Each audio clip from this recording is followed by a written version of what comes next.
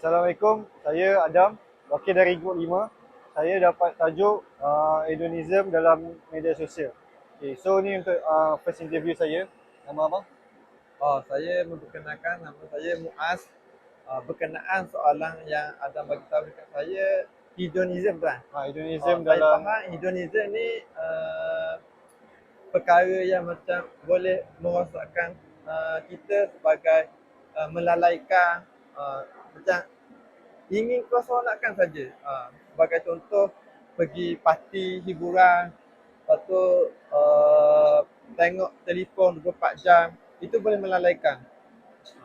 okay, so untuk soalan yang kedua, cara mencegah Hedonism dalam media sosial. Cara mencegah dia ni, yang pertama sekali lah, saya contoh, kita kena dekatkan diri dengan agama lah. Maknanya ingat Tuhan. Maknanya perkara ni boleh menyebabkan kita rosak. Maknanya kita langkah-langkah lain, kita menjauhilah perkara hedonism ni. Maksudnya jangan selalu tengok telefon 24 jam. Maknanya kita kena pantau. Lagi satu, dengan media sosial sekarang ni macam Facebook, Instagram, TikTok, memang macam-macam berita yang macam manipulasi dan menyampaikan cara yang salah, menyebabkan kita terpengaruh hedonism ni.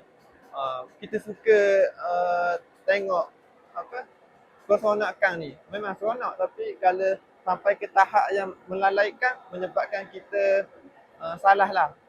Yang melanggar, lagi-lagi melanggar hukum agama.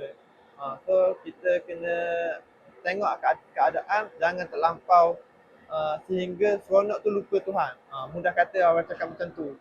Maknanya kita seronok-seronok juga, tapi ada masa dia.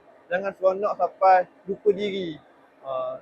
Macam tak ingat solat 5 waktu, pergi parti. Itulah cara-cara nak elak, kita berkawan dengan baik. Lepas tu kita dekat dengan diri agama, kita kurangkan cari manfaat-manfaat, info-info yang baik. Maknanya kita tak ada selalu tengok benda-benda yang bukan-bukan. Itu merosakkan lah. Itulah saja pendapat saya untuk hedonism. Saya, itu je. Okey, Pak. Terima kasih, Pak. Terima kasih. Assalamualaikum, saya Adam, wakil dari Grup 5. Saya dapat tajuk hedonism dalam media sosial. Okay, so, perkenalkan nama akak. Nama saya Nurul Huda. Nurul Huda. Okay.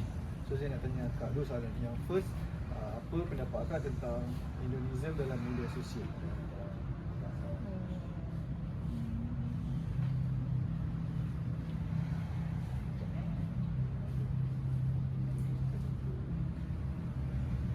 Kalau nak dalam main tu tak perlu ke tak solat ke, nak abaikan ibu bapa ke. So, soalan kedua, cara mencegah hedonism dalam media sosial.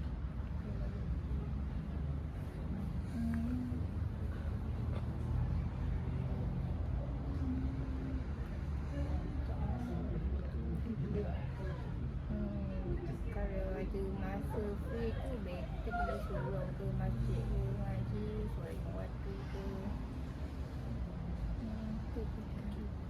Okey, itu je. Terima kasih. Terima kasih, Kak. Assalamualaikum, nama saya Adam. Saya wakil Grup 5. Saya dapat tajuk Hedonism dalam media sosial.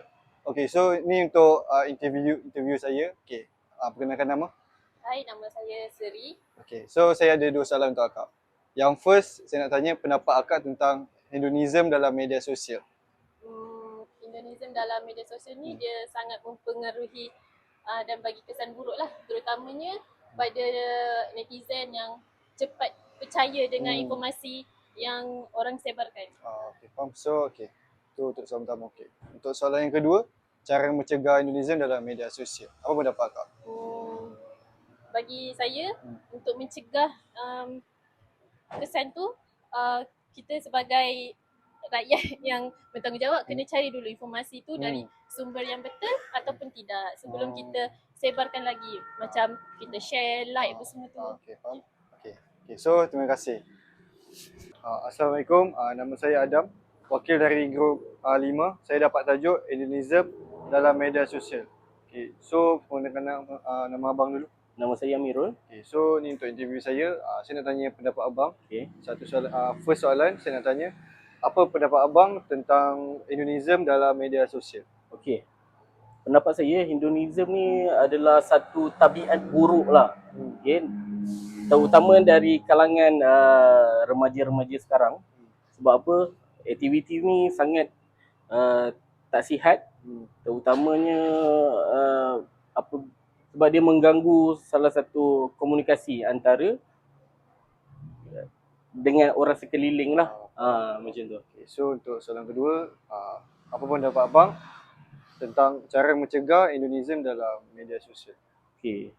Pendapat saya ada beberapa langkah untuk mencegah. Antaranya kita boleh cuba stop untuk melakukan aktiviti macam ni lah. Kurangkan penggunaan telefon, lebihkan untuk berkomunikasi dengan orang luar. Kita lebih hidup bersosial macam tu, kan. Lepas tu kemudian boleh dekatkan diri kepada Tuhan, kan. Boleh tambahkan ibadah. Itu antara salah satu langkah lah macam mana nak mengurangkan atau membebaskan diri daripada Hinduism. Okey, terima kasih bang. Okey, Itu je. right. Okay.